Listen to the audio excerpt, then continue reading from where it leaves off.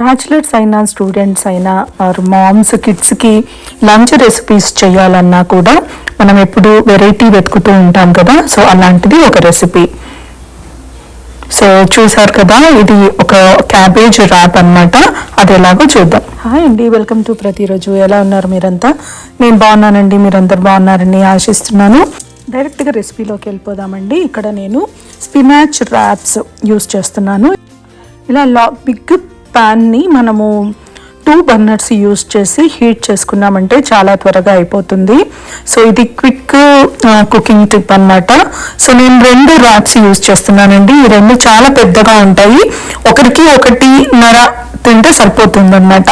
So ఈ ర్యాప్స్ని 2 sides కూడా మనము హీట్ చేసుకోవాలి. ఇది కూడా ప్రీ కుక్డే, కాకపోతే కొంచెం లైట్గా కుక్ చేసి పెడతారనమాట. మనం ఇంకొంచెం ఎక్కువగా కుక్ చేసుకోవాల్సి ఉంటుంది. ఇప్పుడు దీనికి ఫిల్లింగ్ ప్రిపేర్ చేసుకుంటున్నానండి. ఇక్కడైతే నేను రెడ్ క్యాబేజీ యూస్ చేశాను అనమాట. సో ముందుగా ప్యాన్లో కొంచెం బటర్ వేసేసి ఆ బటర్లో ఈ ష్రెడెడ్ క్యాబేజ్ వేస్తున్నాను. మీరు గ్రీన్ క్యాబేజ్ కూడా వేసుకోవచ్చు. దీంట్లోకి ఇప్పుడు ఒక 1/2 స్పూన్ వరకు పెప్పర్ పౌడర్ అండ్ చాలా కొంచెం సాల్ట్ కూడా వేసుకోవాలండి. దీన్ని కలుపుతూ కొంచెంగా ఫ్రై చేసుకోవాలి. మరీ మెత్తగా అవ్వకూడదండి. కొంచెం ట్రాన్స్లూసెంట్ అవుతుంది కదా, అప్పుడు ఆపేసేయాలి. కుకింగ్ అయిపోయినట్టే ఇప్పుడు మనము ర్యాప్స్ ప్రిపేర్ చేసుకోవడము. సో ఇక్కడ చూస్తున్నారు కదా, నేను ఒక 3 చేశానండి. సో ఈ ర్యాప్స్ ఎలా అంటే ఎక్కువగా కాల్చకూడదండి. ఇలా చూస్తున్నారు కదా, ఇలా బెండ్ చేస్తే ఈజీగా బెండ్ అయ్యేటట్టుగా ఉండాలి. అలా కాకుండా ఎక్కువ కాల్చారనుకోండి, బెండ్ చేసినప్పుడు మనకు విరిగిపోతుంది అన్నమాట. సో అందుకని మరీ టూ మచ్గా ఎక్కువగా క్రిస్పీ ఫ్రై లాగా చేయకూడదు. మనకు మంచి టేస్ట్ కోసము నేను ఇక్కడ పుదీనా చట్నీ యూజ్ చేస్తున్నానండి. ఇది స్టోర్ బాటిల్. దీన్ని లైట్గా ఇలా అప్లై చేసుకోవాలి. దీనిపైన మనం రెడీ చేసుకొని పెట్టుకున్న క్యాబేజ్ని ఫిల్ చేసుకోవాలండి. అరౌండ్ 2-3 టేబుల్ స్పూన్స్ మీకు ఎంత కావాలో అంత ఫిల్ చేసుకోవచ్చు. నాకు ఇక్కడ ర్యాప్ చాలా పెద్దగా ఉందండి, అందుకని అంటే నేను ఈ ర్యాప్స్ ప్రిపేర్ చేయడం కోసమే నేను పెద్దది కొన్నాను అనమాట. సో అలాంటివి పెద్ద సైజు యూజ్ చేసుకుంటే మనకు క్వాంటిటీ ఎక్కువ వస్తుంది, తర్వాత రోల్ చేయడానికి కూడా ఈజీగా ఉంటుంది.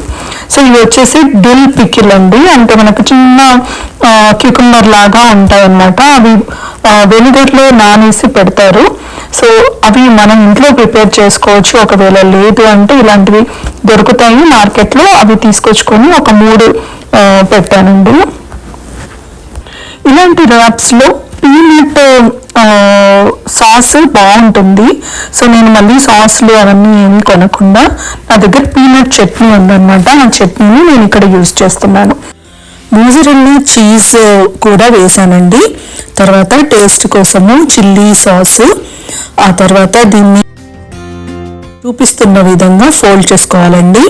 సైడ్స్ ఫస్ట్ ఫోల్డ్ చేసేసి తర్వాత కింద నుండి ఫోల్డ్ చేసిన తర్వాత ఆ ర్యాప్ని ఇలా వెనకకి పుల్ చేసేయాలి. అప్పుడు మనకి కరెక్ట్ రౌండ్ షేప్ వస్తుంది అనమాట. తర్వాత ఈ సైడ్స్ని ఇలా లోపలికి ఫోల్డ్ చేస్తూ రౌండ్గా రోల్ చేసేయాలి. సో చూసారు కదా, ఇలా రౌండ్ వస్తుంది. సో ఇలాంటివి 3 చేశానండి. లోపల చీజ్ ఉంది కాబట్టి దీన్ని మనము మైక్రోవేవ్లో ఒక 1.5 to 2 minutes వరకు హీట్ చేసుకున్నామంటే లోపల మంచిగా వేడి అయ్యి చీజ్ కూడా కరుగుతుంది అనమాట. సో చూసారు కదా, ఇలా మధ్యలో కట్ చేస్తే ఇలా రెడ్ అండ్ ఎల్లో కలర్ మంచి కాంబినేషన్లో కనిపిస్తుంది.